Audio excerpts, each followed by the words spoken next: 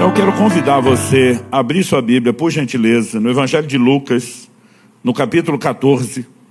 E nós vamos ler do verso 25 até o verso 33. Esse vai ser tanto o nosso ponto de partida como o trilho da nossa reflexão hoje. Verso 25 diz: grandes multidões acompanhavam Jesus, e ele, voltando-se, lhes disse... Deixa eu fazer uma pausa. Várias vezes lendo os evangelhos, você vai observar quando existe uma ênfase em grandes multidões, Jesus vai trazer um ensino que é meio que uma espécie de checagem de conferência, se os seus ouvintes estão entendendo o que é que significa segui-lo. Nas palavras dos meus amigos nordestinos, eu gosto muito da expressão que eles usam, né? Jesus queria checar onde é que eles estavam amarrando o jegue, ou checar se eles sabiam onde é que estavam amarrando o jegue. Em outras palavras, será que vocês realmente entenderam? E não é que Jesus estivesse perturbado com a quantidade de pessoas. A Bíblia diz que Deus deseja que todos se salvem, mas Ele sabe como costuma ser a resposta do coração do ser humano. E de repente, quando Ele olhava aquele tanto de gente, era como se Ele tomasse a decisão, e nós vamos ver que Ele fez isso várias vezes, se assegurar: será que vocês realmente entenderam o que é que isso significa? Então, a partir desse momento, Ele diz: se alguém vem a mim e não me ama mais do que ama o seu pai, a sua mãe, a sua mulher, os seus filhos, os seus irmãos, as suas irmãs e até a sua própria vida, não pode ser meu discípulo. Jesus não disse: olha, se não me amar mais, vai ser um discípulo de segunda categoria, vai ser um discípulo meia boca. Ele diz: não pode ser. Ou me põe primeiro, ou eu me torno, a pessoa mais importante da sua vida, ou você não pode ser meu discípulo. Depois de esclarecer isso, ele ainda diz: e quem não tomar a sua cruz e vier após mim, não pode ser meu discípulo. Ele está sendo enfático em relação a quem pode e quem não pode. Então ele entra com duas alegorias. Pois qual de vocês, verso 28, pretendendo construir uma torre, não se senta primeiro para calcular a despesa e verificar se tem os meios para concluir?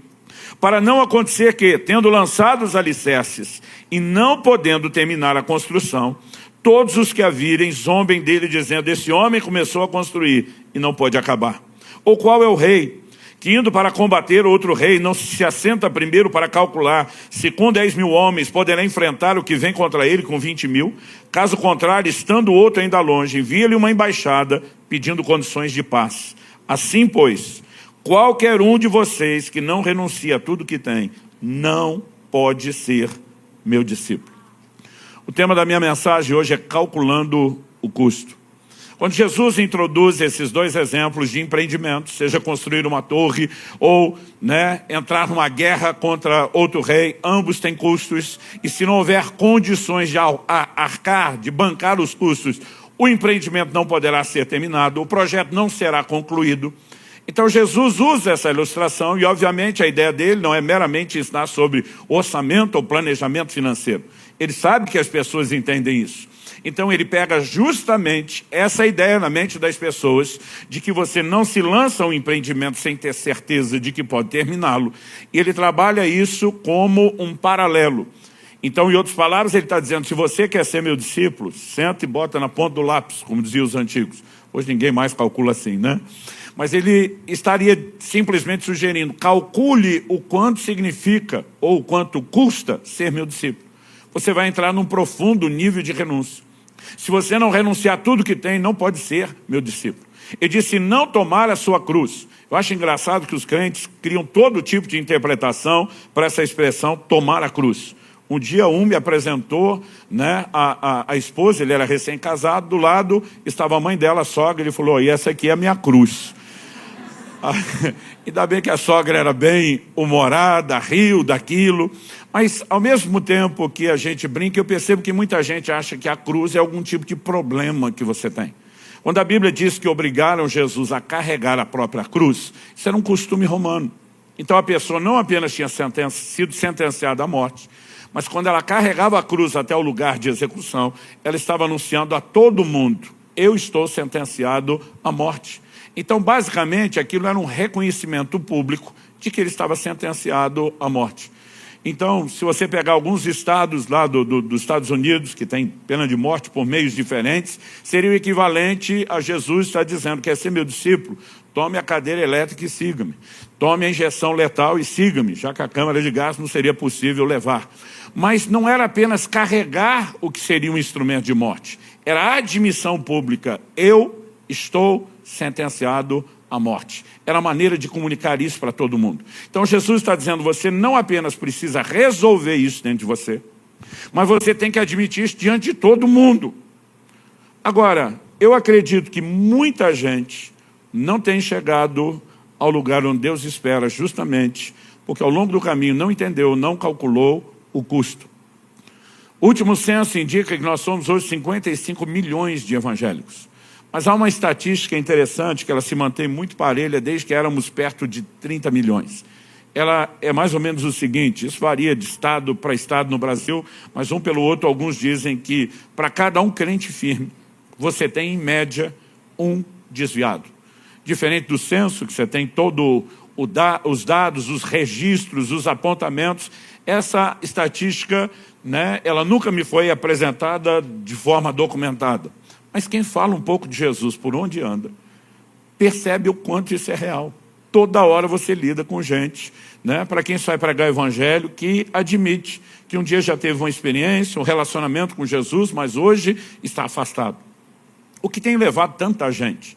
Porque se não tivéssemos números como esse, e todo mundo tivesse firme, consolidado, nós poderíamos ter hoje 110 milhões em vez de 55. Ou seja, já praticamente teríamos passado a metade da nação brasileira. Me parece que o grande desafio da igreja não é tanto proclamar o evangelho, é consolidar aqueles que se convertem no entendimento correto do que é a vida com Cristo e do que é necessário para cada um de nós permanecer até o fim. Jesus não estava dizendo que ele não queria todo mundo, mas ele estava dizendo: provavelmente vocês não estão calculando, e daqui a pouco você vai descobrir que não tem condição de terminar a torre ou de concluir essa guerra. Então é importante que você saiba.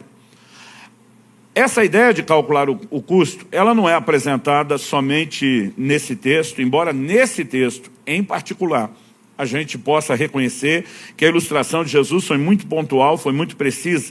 Mas na Bíblia nós vemos tanto Jesus como os apóstolos trabalhando a ideia. Qual é a ideia? Saiba o custo antes de começar. Não apenas saiba, né? Calcule exatamente o que é que você precisa, não só para começar, mas para poder chegar até o fim. Em Mateus, no capítulo 7, nos versos 13 e 14, Jesus diz: entrem pela porta estreita, porque larga é a porta e espaçoso o caminho que conduz para a perdição, e são muitos os que entram por ela. Estreita é a porta e apertado é o caminho que conduz para a vida, e são poucos os que o encontram.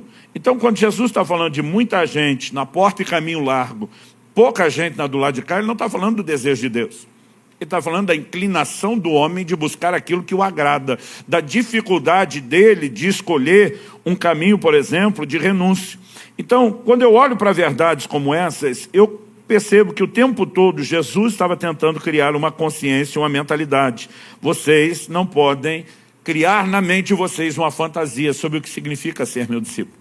Outro dia alguém perguntou: pastor, o que o senhor acha que é o significado da porta estreita e larga? De novo, esse é um assunto que às vezes eu vejo mais brincadeira com ele do que a tentativa de entendê-lo, né? Outro dia eu vi um cobrando o outro amigo perto, que estava um pouquinho acima do peso, falou: meu irmão, tu tem que perder uns quilinhos. O outro entrou na brincadeira e falou: me dê um bom motivo para emagrecer. Aí o primeiro falou: a porta é estreita. Tipo assim, pode ser que você não passe lá. Os dois riram e eu fiquei pensando, ninguém levou a sério nem a mensagem de Jesus, nem a importância da perda de peso. Mas, basicamente, quando eu e você pensamos no caminho estreito, a gente pensa com a mentalidade de hoje.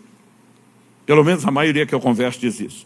Então ele imagina ou uma calçada larga ou uma calçada estreita, né? Quando eles falavam de caminho, não era a pavimentação que era estreita. Aliás, a maioria dos caminhos sequer eram pavimentados. Interessante que essa expressão traduzida aqui, estreita, ela fala de algo apertado. E aqui eu e você precisamos entender. Quer você imagine na antiguidade um caminho, uma picada aberta na floresta. Quer você imagine algumas construções que eles faziam, né, dentro de cidades com elementos de segurança. Eu, quando leio sobre essa porta estreita, o caminho estreito, me vem à cabeça uma das ocasiões em que eu entrei numa daquelas pirâmides do Egito, no Cairo, né, e que você fica agachado e apertado a maior parte de todo o caminho. Basicamente, o que Jesus está falando é que é desconfortável. E não está dizendo, olha, aqui tem pouco, porque não passa todo mundo uma vez, lá ao largo tem muito, porque lá passa muita gente junto, porque na porta estreita poderia passar muita gente por meio de uma fila, um de cada vez, mas mesmo assim tem muita gente. A ideia é falar de algo que é desconfortável.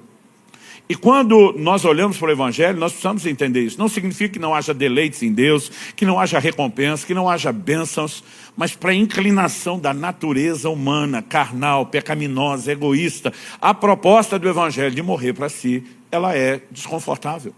Não adianta eu e você tentar nos tratar de forma diferente. Mas muitas vezes eu vejo a forma como o Evangelho está sendo pregado. Outro dia eu vi um falando, venha para Jesus e todos os seus problemas serão resolvidos. Eu pensei, como é que é? Alguém tinha que contar para essa pessoa que ela vai ter mais problema depois de converter do que tinha antes. Porque os problemas de antes, a maioria já tem mesmo. As circunstâncias da vida, né, elas mudam, elas são cíclicas, os problemas aparecem. Mas quando você toma a decisão de seguir Jesus, você vai estar agora no contrafluxo. Não apenas de uma resistência do mundo espiritual, mas de um sistema que pensa diferente de você. Então, como é que eu posso propor de forma leviana alguém, você decidiu Jesus, não vai ter mais problema? Eu não sei se você ouviu esse tipo de evangelho, mas não precisou de muito tempo para descobrir que não era verdade. Aliás, Jesus prometeu o problema. Em João 16:33, ele diz, no mundo tereis aflições. Apesar que eu nunca vejo um crente acordar de manhã dizendo, Senhor, eu reivindico o cumprimento da tua palavra, porque ela é verdade, o Senhor não pode mentir, o Senhor prometeu aflições, eu quero minha cota de aflição nesse dia. Outro dia um falou, não pastor, esse é o tipo de promessa, não precisa nem reivindicar, ela cumpre sozinha. Então qual é a diferença? Bom, nós temos várias formas de olhar para isso. Em primeiro lugar, antes você tinha menos problemas sem a solução, agora você pode ter mais problema com a solução. Segundo, a questão não é apenas se eles são resolvidos ou não são nessa vida, porque nós vivemos em função de uma perspectiva eterna. Então Paulo diz em Romanos 8:18, as aflições do tempo presente não podem se comparar com a glória que em nós será manifesta. Tem gente buscando conforto na vida terrena e passageira e vai viver perdição por toda a eternidade. Alguns de nós nos dispomos a enfrentar o desconforto de uma porta e um caminho estreito, sabendo que teremos consolo por toda a eternidade. Então, quando Jesus fala do rico e o Lázaro, é evidente que essa escolha já se provou inteligente. Agora, isso não significa que em meio aos problemas a gente não possa, pela fé, viver o sobrenatural, intervenções de Deus, mas não podemos criar uma ideia que é fantasiosa, contrária à palavra de Deus, de que eu e você não vamos enfrentar dificuldades. O compromisso com Jesus precisa ser bem resolvido no nosso coração e ele tem que ser baseado e fundamentado no entendimento do que nos aguarda. No Evangelho de João, no capítulo 6, a Bíblia diz que depois que Jesus multiplicou os pães, o povo fica muito empolgado com o milagre de Jesus e começam a olhar para ele não apenas como aquele que veio propor um caminho de solução espiritual para o problema do pecado, oferecendo salvação. A palavra de Deus, ela nos mostra que depois deles terem comido, de estarem já satisfeitos, o verso 15 de João 6 diz, Jesus ficou sabendo que estavam para vir com a intenção de fazê-lo rei à força. Então se retirou outra vez sozinho para o monte. A consequência depois da multiplicação de pães, a turma diz, nós queremos um governante desse, que enche o nosso estômago, que resolva os nossos problemas, que dê comida para a gente. E essa observação não está aí à toa. Daqui a pouco você percebe que o próprio Senhor Jesus começa a afirmar, verso 26 e 27, João 6, em verdade lhes digo que vocês estão me procurando, não porque viram sinais, mas porque comeram os pães e ficaram satisfeitos. E diz, trabalhem não pela comida que se estraga, mas pela que permanece para a vida eterna, a qual o Filho do Homem dará a vocês, porque Deus, o seu Pai, o confirmou com o seu selo. Então Jesus disse, vocês estão interessados só naquilo que vai matar a fome de vocês aqui agora. Vocês deviam estar focados na vida eterna. E aí Jesus pega o assunto de pão, de vida eterna, e ele vai se apresentar, eu não vou ler, obviamente, o capítulo todo, nós não temos tempo. Ele vai dizer no verso 53, em verdade lhes digo, Se vocês não comerem a carne do Filho do Homem, não beberem seu sangue, não terão vida em vocês mesmos. Quem come a carne e bebe o meu sangue tem a vida eterna, e eu o ressuscitarei no último dia. Pois a minha carne é verdadeira comida e o meu sangue é verdadeira bebida. Quem come a minha carne e bebe o meu sangue permanece em mim e eu permaneço nele. Assim como o Pai que vive me enviou, igualmente eu vivo por causa do Pai, também quem de mim se alimenta viverá por mim. Do que é que Jesus está falando? Jesus não está falando sobre um rito de canibalismo, comer sua carne. Jesus não está falando sobre o que a igreja romana depois chamaria de transubstanciação, que na hora da comunhão ou da ceia do Senhor, como chamamos, os elementos se transformam. Mas Jesus, embora posteriormente vá usar a figura do pão e do vinho como elementos simbólicos da carne e do sangue, e de lembrarmos o que ele fez, não é disso que ele está falando. Esse rito não foi instituído ainda. Jesus pega um conceito que os povos antigos do Oriente não tinham dificuldade de entender, que era o mais profundo, sagrado nível de compromisso que alguém podia assumir com o outro: aliança de sangue. A aliança de sangue falava de mistura de vida. Havia muitos rituais. Alguns povos antigos, às vezes, cortavam, né, a mão e ambos misturavam o sangue, dizendo nossas vidas se misturam. Era um pacto, um compromisso indissolúvel. Mas havia muitos ritos, e em Gênesis 14 a gente percebe que quando Melquisedeque vem ao encontro de Abraão, a Bíblia diz que ele vem trazendo pão e vinho. E muitas vezes quando comiam junto, o pão estava dizendo: nós vamos nos tornar uma só carne, participamos do mesmo pão. Quando bebiam do fruto da vide, do vinho, estavam dizendo: nosso sangue se mistura, onde está a vida, e nós nos tornamos um. Jesus está chamando esse povo a um lugar de compromisso profundo. E é evidente que entenderam o tom da mensagem, porque olha o verso 60 de João 6. Esse eu quero que você me acompanhe. Muitos dos seus discípulos, não está dizendo só seguidores, e nem alguns, muitos dos seus discípulos, tendo ouvido tais palavras, disseram: duro é esse discurso, quem pode suportá-lo? Em outras palavras, está querendo muito, hein, Senhor Jesus? Está elevando o padrão da exigência, está difícil de engolir isso que o Senhor está propondo. E a Bíblia diz que muitos deles chegam a essa conclusão: o discurso é duro, não dá para suportar.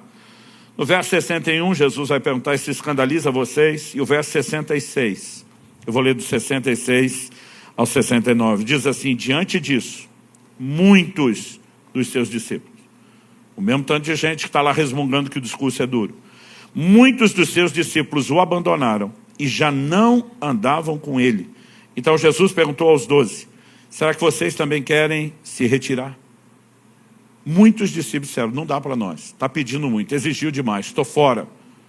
O que é que Jesus queria? Que quem não calculou o custo antes, calculasse naquele momento. E alguns disseram: nós não vamos dar conta de construir essa torre, nós não vamos dar conta de lutar contra esse rei, estamos fora. Quando eles dizem estamos fora, Jesus vira para os 12. E não é que Jesus não quer os 12, foi ele que os escolheu, ele que os chamou.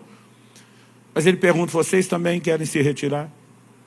Em outras palavras, ele diz: dou oportunidade de vocês de vazarem junto. Ou como diria a geração de meus pais: porta da rua, serventia da casa.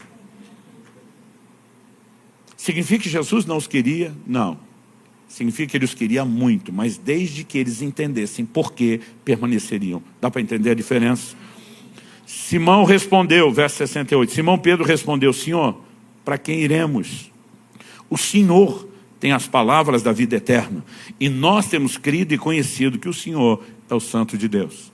E daí que o compromisso é alto, e daí que o caminho pode ser desconfortável. Nós estamos de olho aonde isso nos leva. O Senhor tem palavras de vida eterna. Nós tiramos os olhos daqui, o que desanimou eles, nós colocamos os olhos do lado de lá, e nós temos crido: o Senhor é o cara. E nós vamos ficar coladinhos, juntos, agarrados no Senhor. Não apenas Jesus ensinou isso aos seus apóstolos, os apóstolos passaram a comunicar esse tipo de mensagem do Evangelho. Você vê o próprio Paulo, que foi quem perseguiu os discípulos e via a resiliência deles na fé, o compromisso, a perseverança. Ele passa a pregar o Evangelho, sempre preparando as pessoas para o que viria. Em Atos capítulo 14, versos 21 e 22, A Bíblia diz assim: tendo anunciado o evangelho naquela cidade e feito muitos discípulos, Paulo e Barnabé voltaram para Listra, Icônio e Antioquia, fortalecendo o ânimo dos discípulos, exortando-os a permanecerem firmes na fé e mostrando que através de muitas tribulações nos importa entrar no reino de Deus. Eles vão fortalecer o ânimo dos discípulos, porque o que eles precisam, em vez de acabar o ânimo, entrar no desânimo, é de longanimidade, é um ânimo longo, que dure, perseverança, permaneçam firmes na fé. Mas eles mostravam, pelas Escrituras, obviamente, que através de muitas tribulações nos importa entrar no reino de Deus. Então não adianta alimentar a fantasia de que não tem problema. Quando os problemas surgem, essas pessoas vão desanimar. 1 Tessalonicenses, capítulo 3, de 1 a 5. Paulo diz: por isso, não podendo esperar mais, achamos por bem ficar sozinhos em Atenas, enviar o nosso irmão Timóteo, ministro de Deus no Evangelho de Cristo, para fortalecer e animá-los na fé, a fim de que ninguém se inquiete com essas tribulações, porque vocês mesmos sabem que fomos designados para isso. Ele está dizendo: olha, gente, isso não é uma coisa ocasional, eventual, é parte do plano. E aí ele continua e diz: pois quando ainda estávamos com vocês, predissemos que íamos passar por aflições. O que de fato aconteceu e é do conhecimento de vocês. Foi por isso que, já não me sendo possível continuar esperando, mandei perguntar a respeito à fé que vocês têm, temendo que vocês fossem provados pelo tentador e o nosso trabalho se tornasse inútil. Então, tanto Jesus como os apóstolos, o tempo todo, procuravam conscientizar as pessoas disso. O apóstolo Pedro escreve e diz: irmãos, sabeis sofrimentos semelhantes aos vossos, que estão sendo experimentados pela Irmandade no mundo inteiro. Então tinha alguém que falou: pastor, qual é o consolo? Não resolveu o meu problema, só disse que todo mundo tem. Eu falei: é um grande consolo. Pelo menos você pensa, não é só comigo. Porque muitas vezes essa coisa de achar que é só com você é desanimador, porque parece que Deus está favorecendo outros em detrimento de você, e isso não é verdade. Então, de alguma forma, nós percebemos que a ideia era sempre comunicar: saiba o custo antes de começar, saiba o custo ao longo da caminhada, mas sempre havia uma sinalização que eu creio que faz parte de quem quer concluir a torre: o fim é mais importante do que o começo. Você pode repetir isso comigo? O fim é mais importante que o começo. Em Eclesiastes, no capítulo 7, verso 8, e tanto Eclesiastes como Provérbios entram na classificação aí dos livros de sabedoria, eu gosto de dizer, a sabedoria nos ensina isso. A Bíblia diz: melhor é o fim das coisas do que o seu princípio. A NVI, a Nova Versão Internacional, traduziu isso: o fim das coisas é melhor do que o seu início. A paráfrase bíblica, a mensagem, diz: finalizar algo é melhor do que começar. Muitas vezes a gente olha alguém entregando a vida a Jesus, celebramos, e temos que celebrar mesmo. Jesus disse que há festa nos céus, quando um pecador se arrepende. Mandou a gente orar para que a vontade de Deus, lá no céu a vontade é que tenha festa, senão não teria. Ele mandou orar que a vontade de Deus seja feita aqui na terra como é feito nos céus. Ele quer que tenha festa aqui. Mas às vezes eu vejo uns crentes olhando para quem se decidiu e diz assim: aleluia, principalmente quando está orando, evangelizando há um tempo, finalmente chegou lá. Chegou nada, está começando. A conversão é a experiência da porta. Jesus disse, né, se alguém não nascer de novo, não pode entrar no reino. Ele passou, entrou. No quê? Depois da porta estreita, Jesus disse que agora tem um caminho. O alvo está lá no fim do caminho. E algumas pessoas acham que só fazer uma oração ali resolveu tudo. Não, agora existe um caminho a ser trilhado, há um alvo a ser alcançado, e aí você tem que ter determinação de perseverar na fé até a conclusão de todo o processo. O apóstolo Pedro diz em 1 de Pedro 2,2, como crianças recém-nascidas, desejem o puro leite espiritual a fim de crescer para a salvação. Ele não fala de algo que foi completamente resolvido só no dia da conversão. Ele fala de um processo que se iniciou, evidentemente é algo progressivo, mas vai nos levar ao lugar correto. E nós temos que ter esse foco. Em 1 de Pedro 1,9, a Bíblia diz, obtendo o alvo dessa fé. Outras traduções diz o fim da vossa fé. Obtendo o alvo dessa fé, a salvação da alma. Então, eu não estou abraçando o evangelho porque eu preciso de um milagre financeiro. Eu não estou abraçando o evangelho porque eu preciso de uma intervenção de cura. Porque eu preciso que Deus faça algo na minha família, ainda que eu possa experimentar esses efeitos colaterais do evangelho. A essência do evangelho é solucionar o problema de que cada um de nós já nasceu sentenciado à condenação eterna, e só Cristo pode reverter isso para a salvação eterna. Então, o resto que venha como um algo mais, o plus, né, que venha como efeito colateral, como mera consequência, mas não é o projeto do Evangelho. Né? O que eu e você precisamos focar, a salvação da alma. Por quê? Porque senão nós podemos começar bem, mas não terminar bem. Aliás, é disso que Paulo fala em Gálatas, no capítulo 3, de 1 a 3, ele diz, ó Gálatas insensatos. Consegue imaginar um crente sendo chamado pelo líder desse jeito? Isso é um insensato. Né? Eu imagino hoje, numa linguagem mais moderna, a versão street da carta aos Gálatas, bando de cabeções. Por que Paulo fala dessa forma? Ele diz, quem foi que os enfeitiçou? A palavra aqui no original fala de encantamento. Não foi diante dos olhos de vocês que Jesus Cristo foi exposto como crucificado? Quero apenas saber isso. Vocês receberam o Espírito pelas obras da lei ou pela pregação da fé? Será que vocês são tão insensatos que, tendo começado no Espírito, aqui está falando de começar bem, agora querem se aperfeiçoar na carne? No capítulo 5, nos versos 7 e 8, ele diz o seguinte, vocês vinham correndo bem. Então eles não só começaram bem, estavam correndo bem. E diz, vocês vinham correndo bem. Quem foi que os impediu de continuar a obedecer à verdade? Essa persuasão não vem daquele que o chamou. Então ele está dizendo que quando alguém parou de correr, interrompeu os seus processos, essa persuasão não vem de Deus. Não há uma determinação fatalística de Deus dizendo, eu quero você no caminho, você eu não quero, sou eu que decido as coisas. Ele está dizendo, vocês estão arrefecendo e a responsabilidade é de vocês. Então ele mostra que é possível começar bem sem terminar bem. Agora, eu falei a respeito da porta e do caminho, e no final, o que nós temos é um destino, a vida eterna. Jesus disse que a porta e o caminho estreito conduzem à vida eterna. Eu gosto de chamar isso de o alvo. O apóstolo Paulo diz em Filipenses 3, 13 e 14, esquecendo-me das coisas que para trás ficam, e avançando para as que estão diante de mim, eu prossigo para o alvo. O que é o alvo, Paulo? O prêmio da soberana vocação de Deus em Cristo Jesus. Agora, esquecer as coisas que ficam para trás, gente, não é só superação de coisa ruim. Às vezes eu vejo os crentes usando isso só para falar de coisa ruim. Não, vivi aquela experiência ruim, traumática, mas esquecendo-me das coisas que para trás ficam. Superei. Fulano me machucou, perdoei, esquecendo-me das coisas que para trás ficam. Ele não está mandando esquecer só coisa ruim. Alguns de nós vamos ter que esquecer umas coisas boas.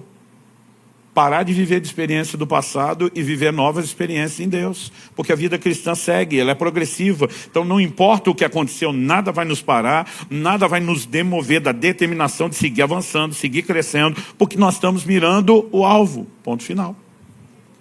O fim é mais importante do que o começo. E na hora de calcular, a gente nunca deveria calcular só o custo, mas também a realização da conclusão do projeto. Porque seria uma conta equivocada, mas vai custar tanto? Ok, mas vale a pena? Vale, bora pagar, bora desembolsar, bora, investir. Em terceiro e último lugar, eu quero chamar a sua atenção para o fato de que esse entendimento, saiba o custo antes de começar. Lembre-se o tempo todo de que o fim é mais importante do que o começo. Não são verdades para serem comunicadas apenas uma vez. Embora muitos de nós entramos no Evangelho sem nunca ter ouvido isso. Alguns de vocês hoje estão com a sensação de, estão me lendo agora as letrinhas pequenas do contrato que eu assinei e nunca li antes. E agora você está descobrindo onde é que amarrou seu jegue. Mas há princípios que precisam, a consciência deles precisa ser fortalecida. Então, em terceiro e último lugar, eu quero falar disso. Fortaleça a lembrança dos princípios, continuamente. Então Jesus, por exemplo, morreu por nós. Sabemos que a mensagem da cruz, que envolve sua morte, também a sua ressurreição, é o cerne da salvação. Mas Jesus institui uma ceia memorial, dizendo, vocês vão fazer isso em memória de mim. Ele não estava achando que um dia eu e você íamos acordar com amnésia, esquecer quem é Jesus, o que ele fez, não me lembro, não é isso. Mas quando ele fala da lembrança, ele está falando de manter viva uma consciência. Ou seja, todas as verdades que cremos são verdades que precisam ser alimentadas. O problema de alguns crentes é que às vezes eles querem viver de novidade, em vez de andar no que tem. Paulo escreve aos Filipenses e diz, eu não me canso de vos dizer ou de repetir as mesmas coisas. Hebreus capítulo 2, importa que nos apeguemos com mais firmeza às verdades ouvidas. Algumas coisas que foram ouvidas vão precisar cada vez mais de mais firmeza, de um envolvimento. Isso só vem pela repetição. Não é apenas uma questão didática, mas diz respeito à formação de hábitos. Quantos aqui são pais? Pai ou mãe? Algum de vocês conseguiu ensinar os filhos a arrumar a cama quando acorda pela manhã, falando uma vez só? Porque não é só informação. Você precisa criar uma consciência. E isso precisa ser parte de um discurso onde não apenas a gente se recorde, mas preste atenção. Vocês têm o privilégio de ser parte de uma igreja que tem uma visão de alcançar o perdido, mas não apenas trazê-lo uma experiência que diz, agora te vi. A gente entende que todos esses filhos gerados têm que ser cuidados. Então existe cuidado pessoal discipulado, existe um nível de envolvimento, que é aquele cuidado em grupo, né, que diz respeito às reuniões menores que acontecem aí durante a semana nas casas, aqui se chamam de life. O livro de Hebreus diz isso, nós temos que admoestar uns aos outros, exortar uns aos outros. Então não é nem só aquela coisa de eu sou o pai espiritual porque eu ganhei para Jesus, ou eu sou o discipulador oficial, ou eu sou o líder do life, mesmo que não haja isso. A gente tem que ter cuidado recíproco, não pode haver em nós o espírito de Caim, acaso sou eu guardador do meu irmão, todos nós deveríamos ser guardadores uns dos outros. Então esse tipo de verdade não é o que eu apenas preciso me lembrar, a gente precisa fomentar a consciência uns com os outros, principalmente na vida dos novos convertidos. As dificuldades virão. Jesus diz em Mateus capítulo 7, de 24 a 27, todo aquele, pois, que ouve essas minhas palavras e as pratica, essa é a finalização do Sermão do Monte, será comparado a um homem prudente que construiu sua casa sobre a rocha. Caiu a chuva, transbordaram os rios, sopraram os ventos e bateram com força contra aquela casa. Você pode repetir isso comigo? Diga, caiu a chuva, transbordaram os rios, sopraram os ventos e bateram com força contra aquela casa. Só que a Bíblia diz assim, ela não desabou porque tinha sido construída sobre a rocha. Mas ele diz, e todo aquele que ouve essas minhas palavras e não as pratica, será comparado ao homem insensato, que construiu sua casa sobre a areia. O que é que acontece com o segundo construtor? A mesma coisa que o primeiro. Se olhar ali, parece um Ctrl+C, Ctrl+V. O que diz ali? Repete comigo. Caiu a chuva, transbordaram os rios, sopraram os ventos e bateram com força contra aquela casa. Exatamente as mesmas características, mas ele diz, e ela desabou sendo grande a sua ruína. A diferença da casa que dura e a que não dura, nós precisamos entender isso, não são as circunstâncias às quais elas são expostas. Às vezes nós olhamos para crentes firmes e a gente tem meio que aquele sentimento, não, isso aí deve meio ter sido contemplado no céu para ter uma versão light e fácil de vida cristã, com ele dá tudo certo. Outro dia um falou para mim, falou, não, você deu muita sorte. Eu fico olhando a sua família. Eu digo, miserável. Quando nós éramos adolescentes, eu falava de me guardar em pureza, tu zombava e queria aprontar. Quando eu decidi isso, você agia dessa forma. Quando eu falei, cuida com as suas escolhas, você não estava nem... Agora, no final das contas, minha casa está de pé, eu sou o sortudo e você é o azarado. As pessoas querem culpar tudo, as circunstâncias, o destino, Deus, o diabo, os outros. Mas nós não percebemos que o diferencial não são as circunstâncias às quais somos expostos. É se estamos nos preparando para enfrentar aquilo ou não. Então por que alguém vai construir a casa sobre a areia? Porque está pensando, não vai chover. Se chover, não vai chover muito, não vai dar enchente. Se der enchente, vai pegar outro caminho, mas não vai pegar a direção de casa. Não vai ter vento para derrubar. E a pessoa, ela não é prudente, ela não é previdente, ela não está esperando aquilo. O outro constrói sobre a rocha, está dizendo, não, eu não estou construindo algo temporário, transitório, isso aqui tem que durar. Então, se vier chuva, se vier enchente, se vier vento forte, eu estou preparado para enfrentar. E é esse tipo de casa que dura. Então, essas verdades que foram largamente ensinadas, repetidas, precisam ser comunicadas e lembradas. Em Mateus, no capítulo 13, nos versos 5 e 6, Jesus diz na parábola do semeador, outra parte caiu em solo rochoso, onde a terra era pouca e logo nasceu, visto não ser profunda a terra. Saindo, porém, o sol a queimou, e porque não tinha raiz, secou-se. Nos versos 20 e 21 de Mateus 13, Jesus explica a alegoria dos versículos 5 e 6. O que foi semeado em solo rochoso, esse é o que ouve a palavra, e logo a recebe com alegria, mas ele não tem raiz em si mesmo, sendo de pouca duração. Crentes de pouca duração. O texto continua e diz, quando chega a angústia ou a perseguição, por causa da palavra, logo se escandaliza. Ele não desenvolveu profundidade. ele era superficial, as raízes estavam ali por cima. Quando vem a oposição, a dificuldade, essas pessoas não suportam. Mas Lucas capítulo 8, verso 15, falando, e agora eu quero destacar a importância de perseverança, que é um elemento fundamental o tempo todo para a nossa caminhada. Jesus, em Lucas 8,15, fala: a parte que caiu na terra boa, esses são os que, tendo ouvido de bom e reto coração, retém a palavra. Estes frutificam com perseverança. Eu amo essa ideia, frutificam com perseverança. Né? Às vezes a gente olha para o que está frutificando e diz: puxa, esse realmente é abençoado, deu tudo certo para ele. E a gente não olha o que é que está acontecendo fora, né, da vista dos olhos, a maioria. Determinação de perseverar, de seguir firme. Em Hebreus, no capítulo 6, a Bíblia nos mostra a importância de que a gente permaneça até o fim nesse pique, na pegada de dedicação.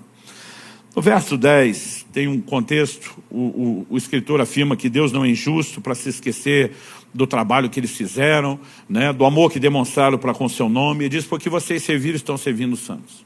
Então, dentro desse contexto, olha o que ele vai dizer nos versos 11 e 12. Desejamos que cada um de vocês continue mostrando até o fim o mesmo empenho para a plena certeza da esperança, para que não se tornem preguiçosos, mas imitadores daqueles que pela fé e paciência herdam as promessas. Diga comigo: continue mostrando até o fim o mesmo empenho.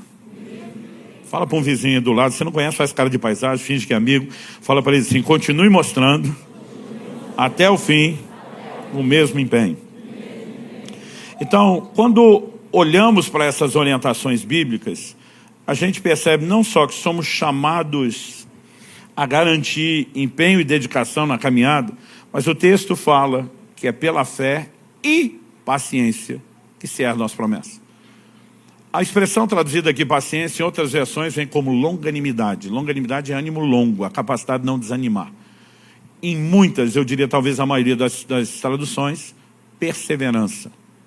Então, quando você olha para a expressão paciência, não pensa só a pessoa que tem que olhar o relógio e esperar o tempo. É aquele tipo de gente que diz: nada vai mudar o meu foco, nada vai mudar a minha determinação, nada vai tirar o meu ânimo. Eu estou aguardando a conclusão do processo e eu vou chegar lá. Eu acho interessante que normalmente quando eu, talvez por natureza, por temperamento, isso me seja mais fácil, quando eu abraço um projeto, só aqueles assim que eu sou incansável até terminar. Eu me considero perseverante, mas minha mulher tem um sinônimo para essa virtude. Ela diz: teimoso. Ela diz: quando você encana com algo, tem que ser Deus ou alguém de muito boa argumentação e sabedoria. Mas ela falou: o interessante é que não vão apenas mudar o que você acha. Você vai canalizar toda a determinação naquilo.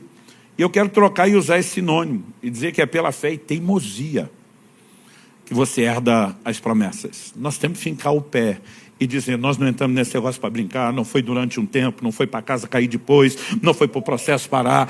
Há uma linha de chegada me aguardando. Eu estou firme caminhando para o alvo. E se já houve empenho, vai ter no mínimo mesmo, se possível mais. O apóstolo Pedro já escreve e diz que nós temos que demonstrar diligência cada vez maior. Ele diz: porque fazendo assim vos será amplamente concedida a entrada no reino eterno de nosso Senhor e Salvador Jesus Cristo. As pessoas confundem a definição de graça. Eu gosto de repetir uma frase de Dallas Willard que diz: graça é ausência de mérito, não de esforço. Sabe, o seu esforço não te faz merecedor, mas não quer dizer que ele não é importante, que ele não é necessário. Deus oferece recursos e nos responsabiliza por usá-los. Tem que haver da nossa parte dedicação para viver a vida cristã. Isso envolve a consciência. O custo é elevado? É. A recompensa é maior ainda? Eu vou me dedicar e eu vou viver o plano completo de Deus. Em Hebreus, no capítulo 10, nos versos 35 a 39, nós lemos: portanto, não percam a confiança de vocês, porque ela tem grande recompensa. Tem grande recompensa. Então, assim, por que eu posso perder a confiança? Porque há coisas no caminho que podem desanimar. Mas o que me ajuda a não perder? é entender o motivo de tudo isso. É o que está do lado de lá. Eu não sei você, mas eu vivo minha vida em função de uma frase. A frase que um dia eu espero ouvir do rosto sorridente de Nosso Senhor.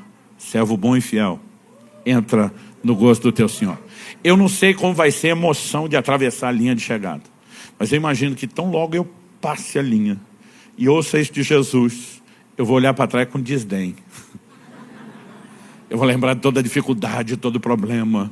E eu imagino, não sei se quando chegar lá vai dar para lembrar tudo isso, mas é a maneira como eu fico planejando minha vida inteira. Eu imagino eu olhando para trás dizendo, valeu a pena.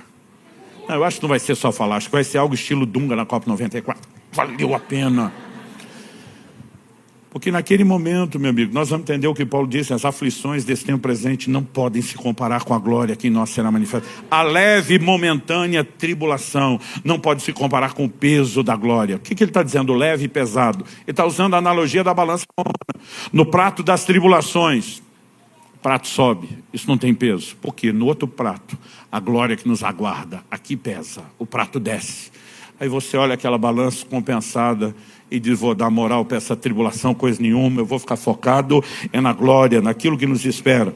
Então, o texto continua em Hebreus 10, verso 36, agora. Vocês precisam perseverar, para que, havendo feito a vontade de Deus, alcancem a promessa. Se você puder, fala para o outro vizinho, que pode ter ficado chateado quando você escolheu aquele do outro lado. Fala para ele, você precisa perseverar. Fala 2 vezes para fazer bem as pazes. Você precisa perseverar. Então o texto bíblico continua, 38 e 39. Porque ainda dentro de pouco tempo, aquele que vem virá e não irá demorar. Mas o meu justo viverá pela fé. E se retroceder dele, a minha alma não se agradará.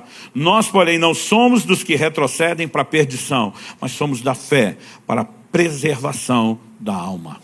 Sabe, a linguagem bíblica o tempo todo é essa, é a mesma. Apocalipse capítulo 1, verso 9, aqui encerro. João abre o livro do Apocalipse dizendo, eu, João, irmão e companheiro de vocês, na tribulação, no reino e na perseverança em Jesus. Estava na ilha chamada Pátimos por causa da palavra de Deus, do testemunho de Jesus. O que é que João está fazendo lá em Pátimos? Turismo? Não, está exilado.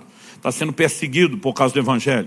Foi, colocado do exílio num lugar distante. Mas ele diz, eu, João, irmão de vocês, mas não sou irmão, companheiro de vocês. Companheiro no quê? Na tribulação. Então João está dizendo o que eu estou passando, muitos de vocês também estão. Os que não estão na fila e vai chegar a vez. Nós somos companheiros de tribulação, nós todos vamos enfrentar isso. Mas não é a tribulação pela tribulação. Nós somos companheiros no reino. É isso que justifica a disposição de enfrentar a tribulação. E nós somos companheiros na perseverança. Porque todo mundo que sabe a importância do reino não desanima com a tribulação. Ele foca na perseverança. Porque nós vamos até o fim. Quem está entendendo, diga amém. Resiliência é uma virtude que se desenvolve. E eu acredito que nós precisamos olhar para essas advertências contínuas e não apenas trabalhar algo em nós, mas ser um instrumento de Deus para o tempo todo fortalecer os que estão à nossa volta. Eu quero concluir chamando você a uma autoavaliação, a um autoexame. A Bíblia diz, examine-se o homem a si mesmo. A Bíblia fala de autoexame. Mas eu costumo dizer que ainda mais efetivo que esse é o exame do alto. Lá no Salmo 139, versos 23 e 24, você vê o salmista dizendo, sonda, meu Deus, conhece o meu coração, vê se há em mim algum caminho mau. E muitas vezes nessa exposição Deus pode nos fazer enxergar até aquilo que só no autoexame não apareceu. Mas combinando essas duas coisas, eu gostaria que você pudesse terminar fazendo, que nós pudéssemos terminar com você fazendo uma breve avaliação. Em primeiro lugar, qual o seu nível de compromisso? É o tipo de avaliação que nós precisamos. O compromisso é para hoje, para agora, ou ele é duradouro, entendendo que é uma jornada, entendendo que a vida cristã não é uma corrida de 100 metros rasa, ela está mais para uma maratona. Qual o seu nível de compromisso? Qual a sua visão de eternidade? Porque nós precisamos ser guiados pelo que nos aguarda em toda a eternidade. Normalmente quem desanima está olhando agora. Paulo diz, por isso não desanimamos. Como que você consegue a façanha, Paulo? Não atentando nós nas coisas que se veem. e sim nas que não se veem. Porque as que se veem são temporais, as que não se veem são eternas. Qual a sua visão de eternidade? Se você fosse avaliar e dar uma nota para a dimensão da sua perseverança, de 1 a 10, está valendo quanto? A teimosia, a determinação de terminar. Porque isso é o que precisa ser fortalecido. Ah, pastor, eu sou salvo pela fé. Sim, a Bíblia diz pela fé e perseverança. Pela fé e longanimidade. Pela fé e paciência. Porque se você não tiver a perseverança, você perde a fé. E a fé que te salva não é só que te faz passar pela porta. A fé tem que ser mantida ao longo do caminho. A Bíblia fala de gente que naufragou na fé. Não chegou no destino. Então que eu e você possamos terminar dizendo como Paulo: combati o bom combate. Completei a carreira. Guardei a fé. Você recebe essa palavra em nome de Jesus. Feche seus olhos por um instante. Eu gostaria que você orasse, pudesse continuar avaliando seu nível de compromisso, visão de eternidade, dimensão da sua perseverança. Mas eu quero terminar fazendo uma citação de um pregador britânico chamado Richard Baxter, século 17, se não me engano. Ele diz: o céu pagará. Pagará aqui tem a ideia de recompensa. O céu pagará qualquer prejuízo que possamos sofrer para ganhá-lo. Mas nada pode pagar o prejuízo de perdê-lo. Esse tipo de avaliação se torna mais útil na caminhada do que muitos de nós imaginamos. Meu Deus, nós oramos que não apenas aqui e agora, mas mesmo depois dessa reunião, que aquilo que o Senhor começou não apenas a falar, mas a fazer, continue e cresça dentro de cada um de nós, até atingir o seu pleno propósito. Nós oramos que o Senhor ilumine os olhos do nosso entendimento, que a Tua palavra alcance mais do que a nossa capacidade de argumentação, raciocínio na dimensão natural. Que a Tua palavra traga luz, traga despertamento, e aplicada com precisão e poder, sobrenaturalmente pelo Teu Espírito Santo, que ela nos leve a frutificar com perseverança. Nós queremos reter a palavra de bom e reto coração. E clamamos graça e favor do alto, para que possamos corresponder em tudo aquilo que o Senhor tem falado. Nós oramos em nome de Jesus. Em nome de Jesus. Confira esta outra linda pregação, que pode tocar seu coração e inspirar sua fé.